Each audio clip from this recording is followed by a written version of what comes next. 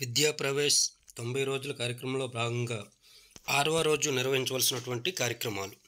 దీనిలో మొదటగా language and literacy డెవలప్మెంట్కి సంబంధించి పిల్లలకు తెలిసిన పక్షుల పేర్లు, కీటకాల పేర్లు చెప్పించడం, వాటి గురించి మాట్లాడించడం.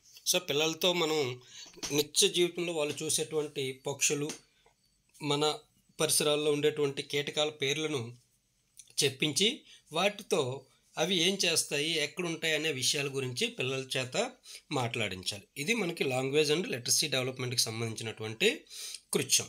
నెక్స్ట్ వచ్చేసరికి కాగ్నిటివ్ డెవలప్మెంట్కి సంబంధించినటువంటి కృత్యం. ఇందులో తాకి చెప్పండి. పిల్లల కళ్ళకు గంతలు కట్టి వివిధ వస్తువులను తాకి ఆ వస్తువులను గుర్తించి పేరు చెప్పి దాన్ని ఎందుకు ఎలా వాడుతామో చెప్పించవలసి ఉంటుంది. ఎగ్జాంపుల్కి పెన్సిల్, స్లేట్, ఫ్రూట్స్ మొదలైనవి. అంటే వాటిని తాకి వాటిని వేటి కోసం మనం ఉపయోగిస్తామనే అంశాలను పిల్లల చేత చెప్పించడం వలన వాళ్ళలో ఈ కాగ్నిటివ్ డెవలప్మెంట్ అనేది జరుగుతుంది. Next physical development. సో శారీరక అభివృద్ధికి సంబంధించినటువంటి కృత్యం.